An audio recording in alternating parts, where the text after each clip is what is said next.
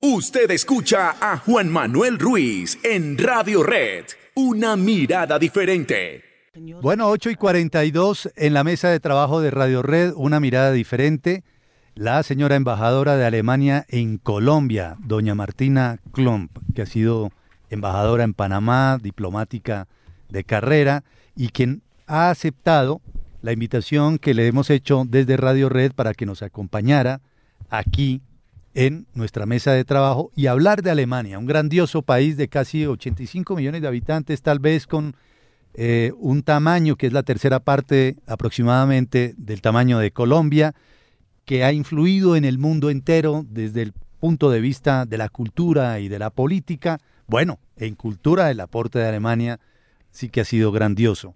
En mis manos, un libro que quiero recomendar y de pronto preguntarle más adelante a la señora embajadora si lo leyó o le gustaría leerlo. El año que cambió el mundo, la historia secreta detrás de la caída del muro de Berlín, escrito por Michael Meyer, un gran periodista que fue testigo, entre otras cosas, de lo que ocurrió allí.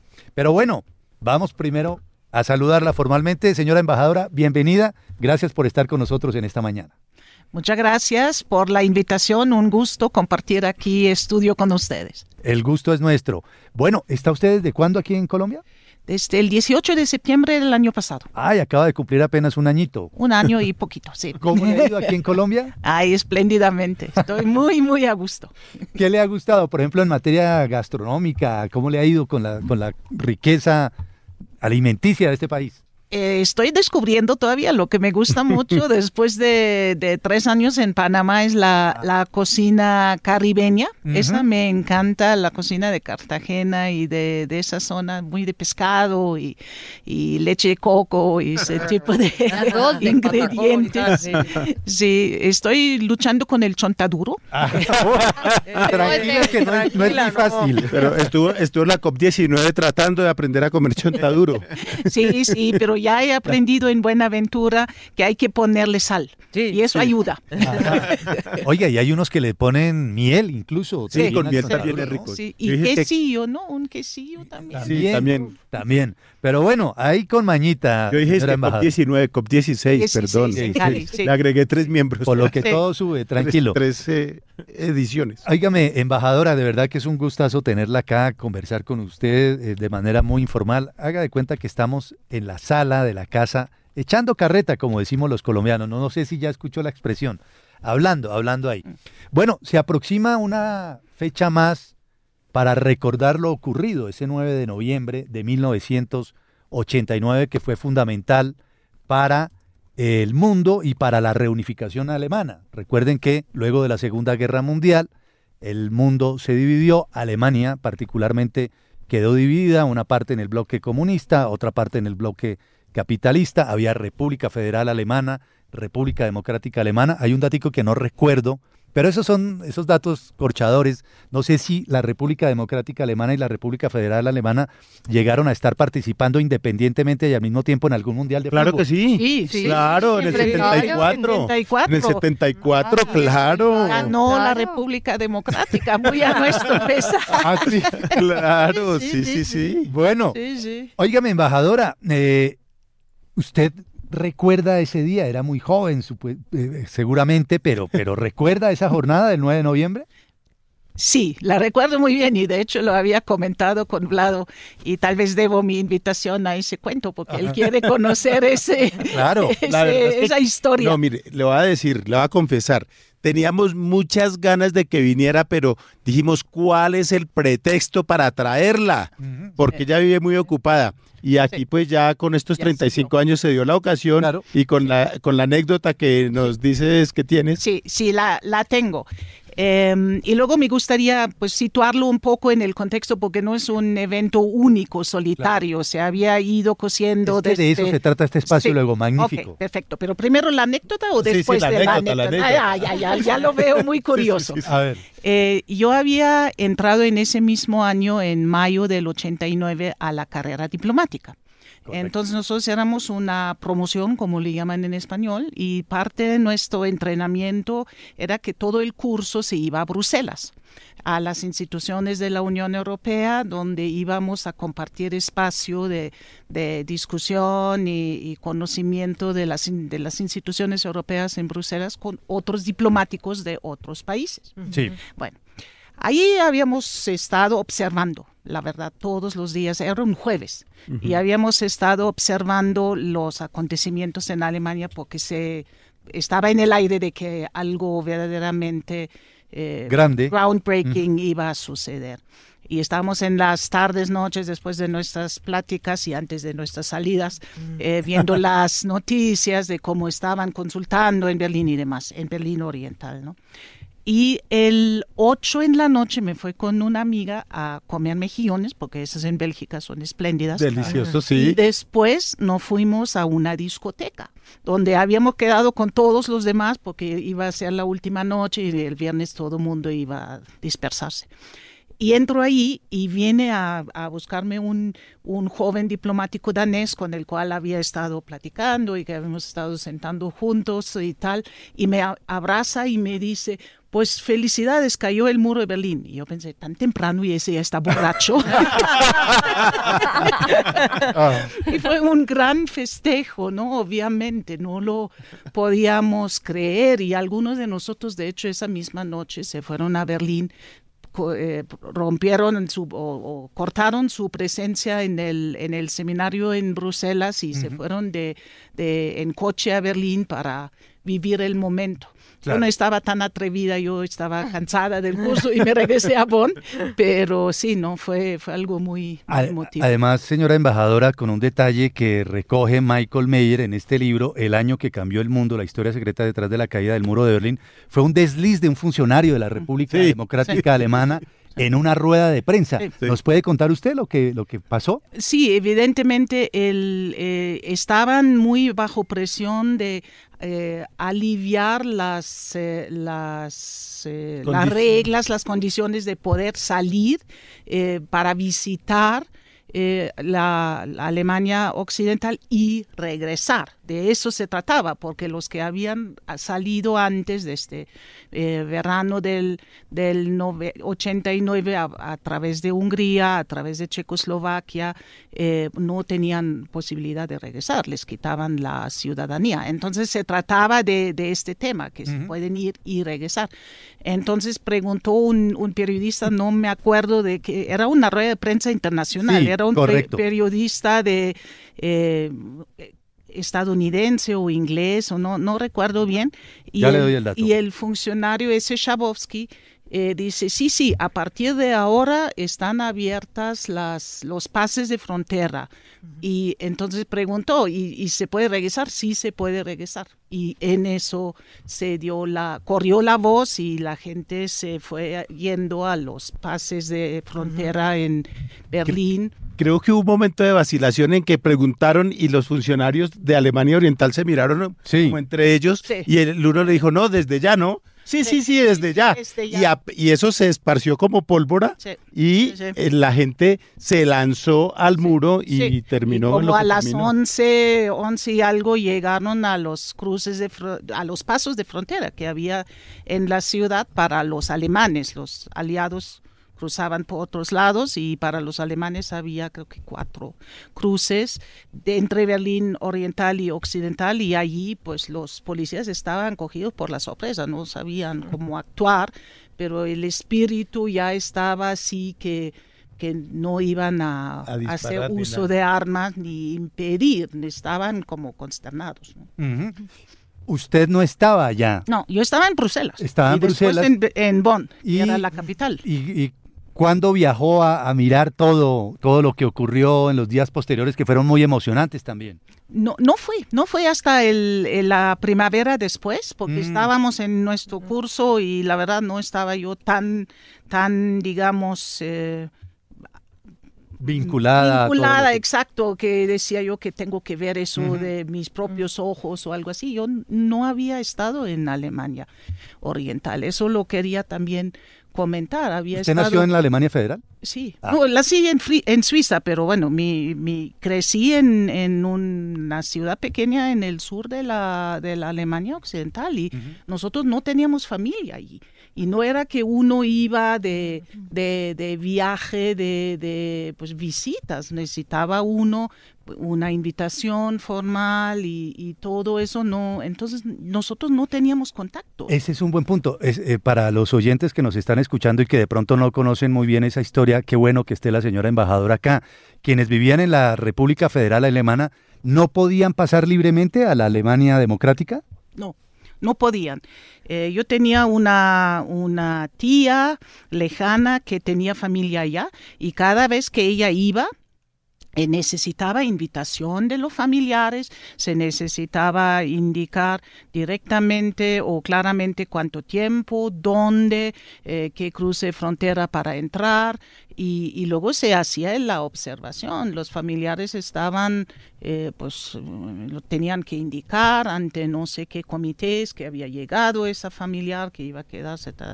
No, estaba muy supervisado, Y la verdad yo no tenía el interés, yo viajaba en Francia, yo viajaba en Inglaterra, en Estados Unidos, yo me sentí más cercana a jóvenes de esos países que a alemanes orientales, yo no los había conocido, Claro. Era otro mundo. Pero para un alemán occidental, ¿qué significaba ese muro, señora embajadora? Pues una división total, un mundo diferente, un aquí y allá. Sí, yo sabía poco, francamente. Si hubiera vivido a 20 kilómetros, Sí. probablemente habría sido otra cosa, pero yo había estado en Praga y en 79 en el colegio y me pareció terriblemente triste. Luego había estado en Hungría en 83, 84, me pareció menos triste, pero tampoco así como muy, muy atractivo. Uh-huh. Y Alemania Oriental, conocía Berlín Oriental. Sí. Porque eso sí, en Berlín era más factible, más fácil para nosotros poder cruzar, porque por la situación y el estatus de la ciudad, ¿no? Que claro. los berlinenses residentes podían cruzar fácilmente y los alemanes occidentales podían cruzar en diferentes puntos que estaban para ello. Ahora, ¿qué tanto influyeron? Y perdone si me deja complementar. Por favor. Para un día. De eso también hay el famoso der letzte Zug con Udo Lindenberg, que tenían a las 11 de la noche o a las 12 de la noche tenían que haber regresado. Sí. No se podía uno ir y decir, pues ahí me la paso quedarse una semana. No. Regresar y por el mismo punto de entrada. Eso. ¿Qué tanto influyó Estados Unidos en la caída del muro? Sobre todo, recordemos uno de los audios más importantes de la historia, aquel momento en que Ronald Reagan, en el muro de Berlín o frente al muro, al lado de Gorbachev, pronunció lo siguiente. Mr. Gorbachev, tear down this wall. Quizás uno de los audios más recordados y más emocionantes de la historia reciente. Sí. ¿Qué tanto influyó esa política tan férrea de Ronald Reagan y, entre otras cosas, del Papa Juan Pablo II? Porque aquí hay un contexto muy grande con muchos protagonistas, ¿no? Sí. El Papa lo iba yo a mencionar también. Yo creo que influyó desde un tiempo mucho más temprano de 89, ¿no? La Unión Soviética había sido muy mermada por la carrera armamenticia, por la situación económica, y eso permeaba a los otros países del bloque de Varsovia y de todo el grupo. Entonces, ese llamado de Reagan sí fue muy, muy simbólico, como lo había sido el de Kennedy en 61. Ich bin ein Berliner. Exacto. Sí, soy berlinés. Ich bin ein Berliner. Y obviamente dejaba claro de que pues iba a tener cambios, ¿no? Claro. Pero yo diría que lo importante verdaderamente fueron los precursores, sobre todo en Polonia, desde 1980. Con Wałęsa, el sindicato de Solidaridad, ¿verdad? Con Solidarność. Y después, obviamente, las políticas de apertura y transparencia de Gorbachev, el glasnost y la perestroika, ¿no? Sí. que en el año 85 ya en el poder las cosas se empezaron a cambiar favorablemente para nosotros, pero para ellos no necesariamente. ¿Cómo fue esa receptividad, esa manera de que los alemanes occidentales en esa época en la que tú pues la viviste ahí en primera fila, esa integración con los alemanes orientales, cómo se dio, cómo sentían ustedes esa nueva unificación que se estaba empezando a producir? Fue en octubre del 90, ¿no? Sí, el 3 de octubre. El 3 de octubre, por eso es el 3 de octubre el Día de Alemania. Sí, sí. Era algo que se daba sobre la marcha, no estaba en ningún playbook desde el inicio. Si bien nuestra constitución no era una constitución, sino se llamaba ley básica, que siempre tenía abierto, del 49, que siempre tenía abierta esa opción de que los otros 5, bueno, que hoy son 5 estados federados, la otra parte de Alemania se podía adherir.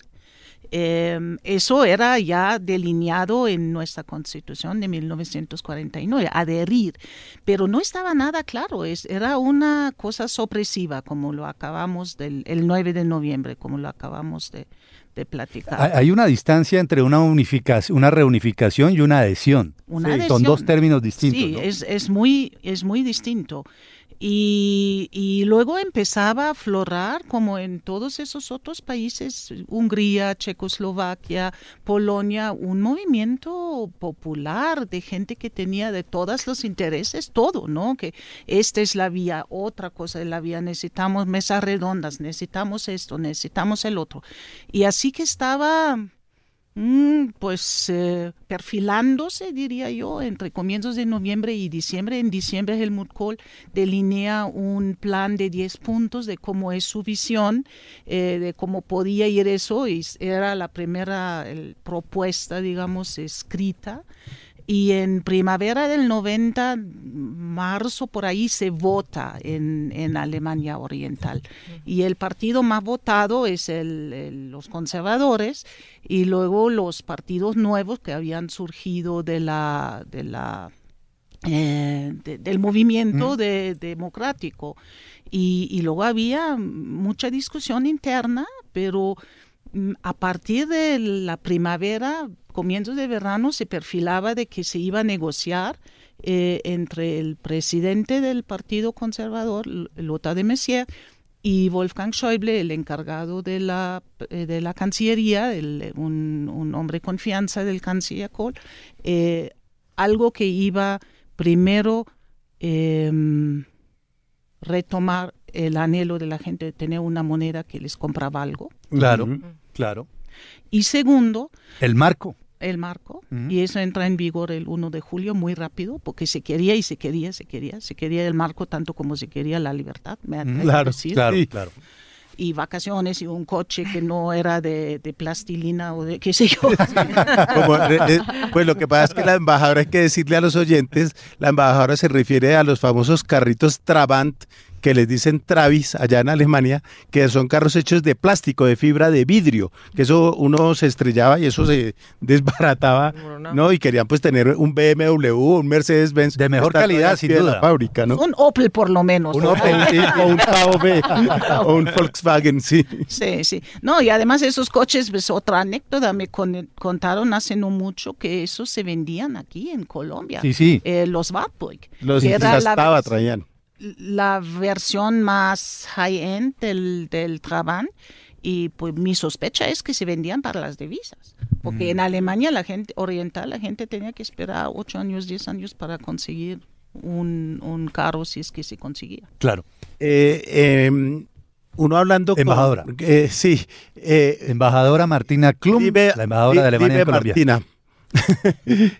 Uno hablando con ciudadanos, como yo he tenido oportunidad de hacerlo, de Alemania Oriental, de la antigua Alemania Oriental, algunos decían que fue un proceso muy rápido, muy abrupto, muy brusco, y que a pesar de las condiciones en las que ellos vivían, esa era su manera de vivir, y les cambiaron de la noche a la mañana su modo de vida, y eso a muchos no les gustó y todavía se resienten, todavía sienten como cierto pesar de cosas que perdieron. Nostalgia un poquito, como ¿no? un poco de nostalgia, ¿no?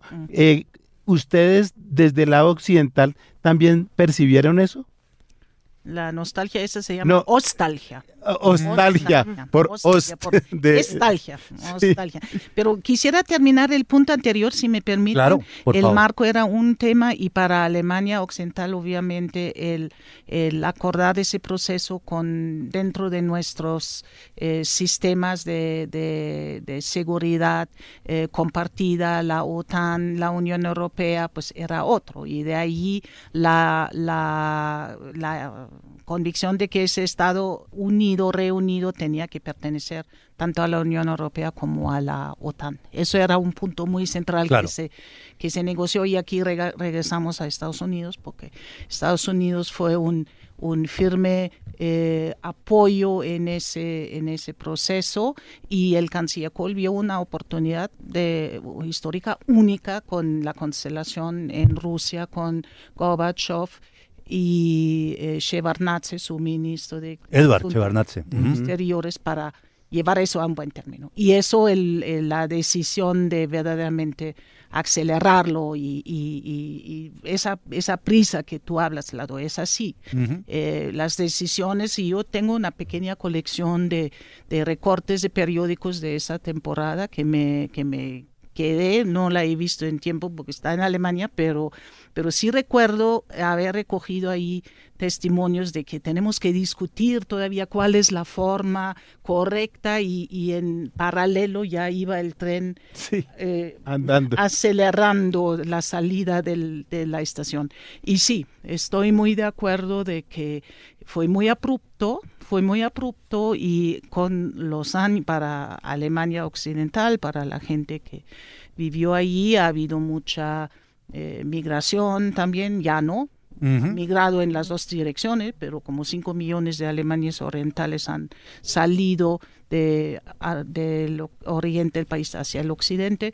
Entre tanto, 3 millones han ido en la otra dirección, y se está frenando. Las ciudades grandes son muy atractivas, pero el campo está sufriendo, ¿no? Embajadora, pero ¿todavía hablan de eso, digamos? ¿Usted cree que todavía se siente como, no, los de allá, los de este lado? Sí. Esa es una, y además porque las tasas de desempleo, algunos temas de salud y eso en la parte oriental no tienen el mismo nivel que en la parte occidental, ¿no? Sí, exacto. Tengo aquí algunos datos. Apenas ahora, el 1 de julio de este año, se ha nivelado el nivel de las pensiones. ¿Entre las dos partes? Sí. Obviamente, pues con el cambio al marco occidental, pues, y la productividad que había en aquellas empresas de construcción o de producción, pues no era nada comparable. Entonces hubo un desastre económico, por decir, pues no estaban atractivos los productos, no estaban rentables las producciones, había demasiada gente no haciendo nada. No había tecnología. Entonces, mucho se ha construido en esos 30 años. Estamos hablando de un nivel de 1.6 billones, que son millones de millones de euros que se han transferido. Pero aún así, ¿no? Y incentivos para nuevas fábricas, lo más tecnológicamente de altísimo nivel está allá. Claro. Y eso causa problemas en el otro lado, digamos, los viejos estados. De acuerdo. Finalmente, señora embajadora de Alemania en Colombia, desde hace un año largo, doña Martina Klump, a su modo de ver, ¿cómo cambió la caída del muro de Berlín al mundo? ¿Cómo afectó al mundo la caída del muro?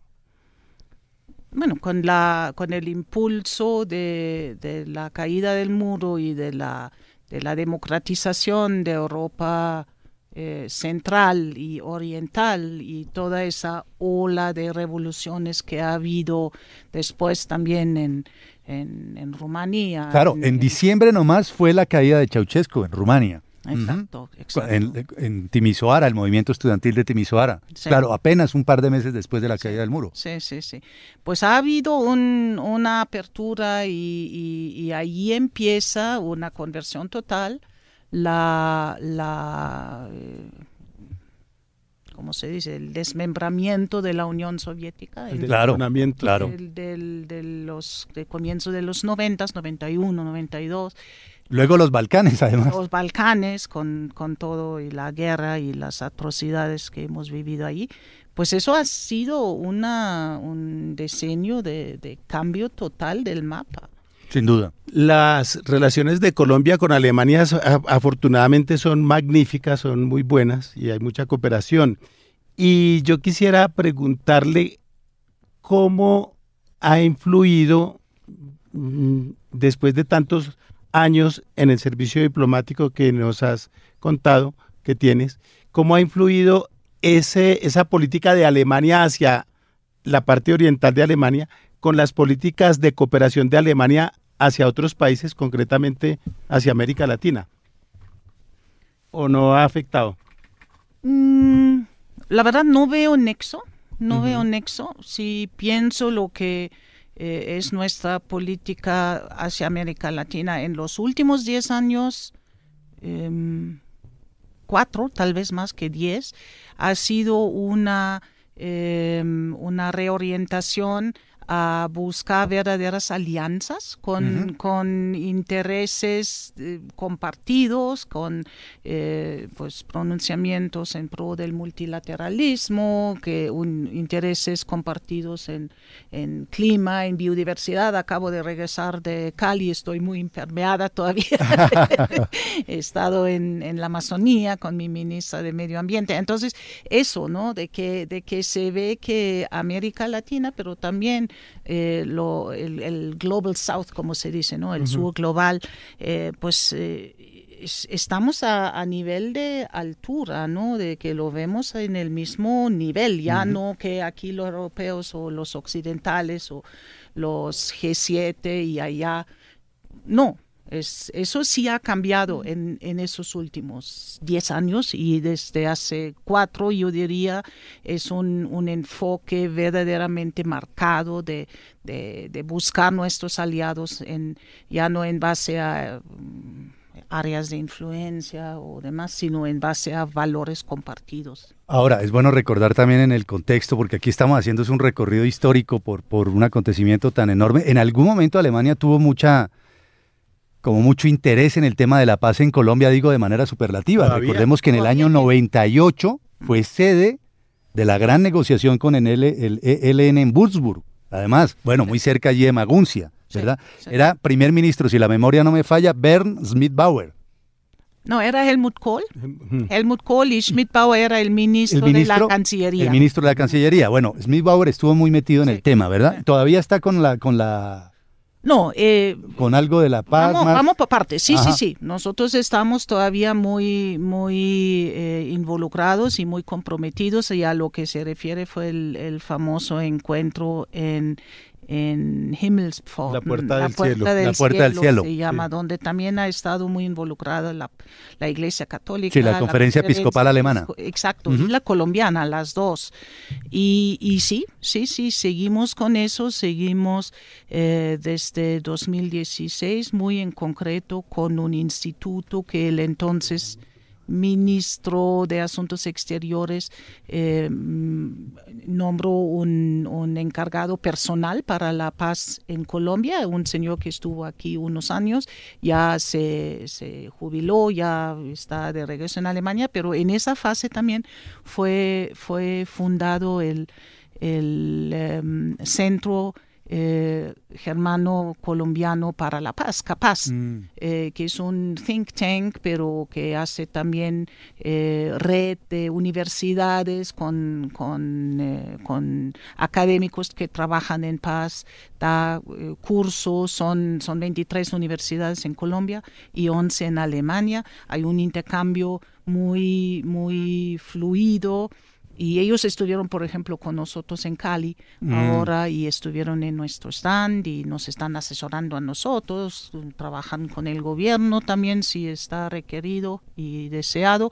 Y nosotros sí acompañamos uno de los procesos de paz con el ELN en concreto, que fue el grupo que se fue. Correcto. Puerta del Cielo. La Puerta del Cielo, julio de 1998. Embajadora, muchas gracias por venir aquí a acompañarnos esta mañana, anticipándonos a la fiesta, a la celebración, al acontecimiento del 9 de noviembre del 89. Bienvenida siempre, embajadora. En otra oportunidad hablemos de relaciones comerciales, de relaciones culturales. Si le parece, ¿nos puede aceptar otra invitación en otra oportunidad? Con mucho gusto. Sí, buenísimo. De fútbol no nos dijo de quién era hincha, embajadora. ¿Perdón? ¿Hincha de qué? ¿No? ¿De qué equipo es? ¿A qué equipo es Del, hincha? en Alemania. Sí. Del Borussia Dortmund. Ay, Dortmund, la mejor hinchada del mundo. Mi equipo de toda la vida. Mi equipo de toda la vida. Pero ¿y acá hincha. ya se le pegó alguno o qué? ¿Perdón? ¿De acá de Colombia ya le está echando alguno? No, todavía no he tenido. Le el recomiendo al tiempo. mejor, el Deportes Tolima. Deportes Tolima, el mejor equipo. Bueno. Embajadora, muchas gracias. No, de nada. Bienvenida Gracias siempre, a ¿no? ustedes. Un gusto. Martina Klum, la embajadora de Alemania en Colombia, aquí en Radio Red. Uy, 9:12, va volando esto.